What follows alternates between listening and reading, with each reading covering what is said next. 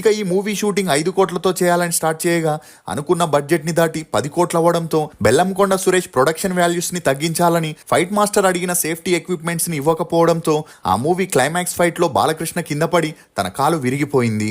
దీంతో ఇమీడియట్ గా హాస్పిటల్లో చేర్పించగా చెక్ చేసిన డాక్టర్లు కాలికి తీవ్రంగా గాయమైందని ఇక పైన నడవడానికి కూడా కష్టమవుతుందని చెప్పడంతో మానసికంగా కృంగిపోయిన బాలయ్య ఒక స్టేజ్లో బలవన్మరణానికి కూడా పాల్పడ్డాడు. కానీ కుటుంబ సభ్యులు సరైన సమయానికి హాస్పిటల్లో చేర్పించడంతో ప్రాణాపాయాలతో బయటపడ్డాడు. ఇక అలా తన కెరియర్ నాశనం అవ్వడానికి సురేషే కారణమని రోజు రోజుకి అతనిపై కోపాన్ని పెంచుకున్నాడు. అదే సమయంలో లక్ష్మీ నరసింహ మూవీ రిలీజ్ అయి హిట్ అయిన బెల్లంకొండ సురేష్ అటు ఫైనాన్షియర్స్ కి ఇటు టెక్నీషియన్స్ కి డబ్బులు సెటిల్ చేయకుండా ఆ డబ్బులతో నా ఆటోగ్రాఫ్ అనే మూవీని చేయగా కోపంతో ఊగిపోయిన బాలయ్య 2004 జూన్ 3న సురేష్తో మాట్లాడాలని ఇంటికి పిలవడం జరిగింది. దీంతో బెల్లంకొండ సురేష్ తన అన్న సత్యనారాయణ చౌదరిని కూడా అక్కడికి తీసుకెళ్లడం జరిగింది.